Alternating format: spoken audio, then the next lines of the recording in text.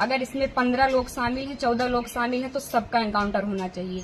ये जो दिखाते हैं ना, ये कानून वास्तव में अंधा है। मेरे भाई को बस हम ये चाहते हैं कि जिन्होंने एनकाउंटर किया उनके ऊपर केस होना चाहिए कि अगर कोई गुनाह होता है तो उसकी सजा कोर्ट देगा, ना कि एसटीएफ वाले या फिर पुलिस वाले। बस हम यही चाहते हैं। हम यही कहना चाहते हैं कि पुलिस की वर्दी दी गई है तो उसका गलत फायदा न उठाएं। जिसके ऊपर 36 केस है उसका भी एनकाउंटर करवा देते, जिसके ऊपर एक केस है बेगुनाह है उनका भी एनकाउंटर करवा दिए हैं ये लोग। अगर इसमें 15 लोग शामिल हैं, 14 लोग शामिल हैं, तो सबका एनकाउंटर होना चाहिए। ये जो दिखाते हैं ना, ये कानून वास्तव में अंधा है।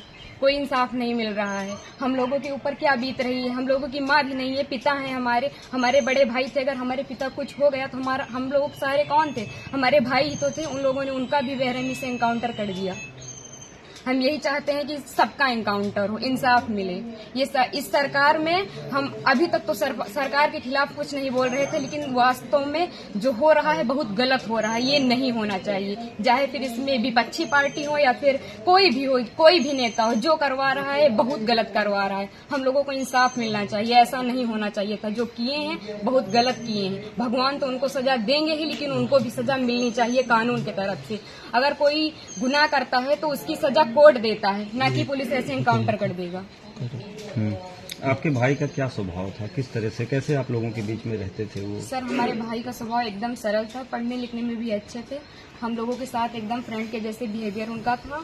और गए थे तो बात भी होती थी और हम लोगों से बहुत ज्यादा उनको लगाव स्नेह था, जैसे कि हर एक भाई बहन में होता है।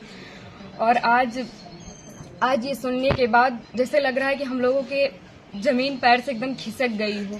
जो कानून ने किया उनको ऐसा नहीं करना चाहिए। अगर वो मिल गए थे, झूठी दिखा रहे हैं कि फायरिंग हुई, मुठभेड़ हुआ। अगर कोई छिप रहा है डर की कि हमारा एनकाउंटर ना हो जाए, तो ये झूठा अफवाह क्यों फैला रहे हैं कि फायरिंग हुई, मुठभेड़ हुआ? कुछ नहीं हुआ। उसमें फिर पुलिस को भी मारना चाहिए था ना। पुलिस का एनकाउंटर क्यों नहीं हुआ? आखिरी बार कब आए थे आपके भाई? आखिरी बार 3 जून को आए थे। 4 जून को उनका टिकट था, वापस चले गए थे सूरत, वहीं रहते थे। तो क्या एक साजिश तहत आपके भाई की हत्या हुई? एसटीएफ ने कराया? और इसमें जो बिपिन सिंह है और जो विनय शुक्ला हैं, वो हमारे घर पे आए थे, 3-4 बार आए थे। और हमारे भाई पढ़ाई करते थे। अभी तक हम ये सब बयान नहीं करना चाहते थे, लेकिन अब हम एकदम सच्चाई बता रहे हैं।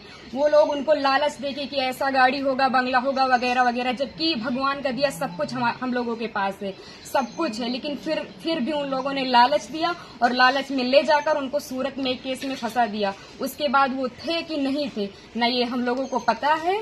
ये तो सिर्फ जिन लोगों ने करवाया उनको पता है, विपिन सिंह और विनय शुक्ला को, और या तो भगवान को पता है। वो सच था कि झूठ था, अब तो एनकाउंटर कर ही दिए हैं। जीवित तो कर नहीं सकते हमारे भाई को।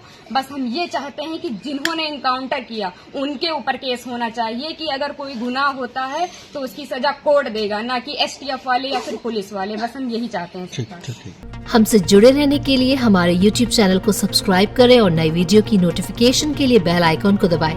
अगर आप ये वीडियो Facebook पर देख रहे हैं तो लाइक जरूर करें और ज्यादा से ज्यादा शेयर करें। धन्यवाद।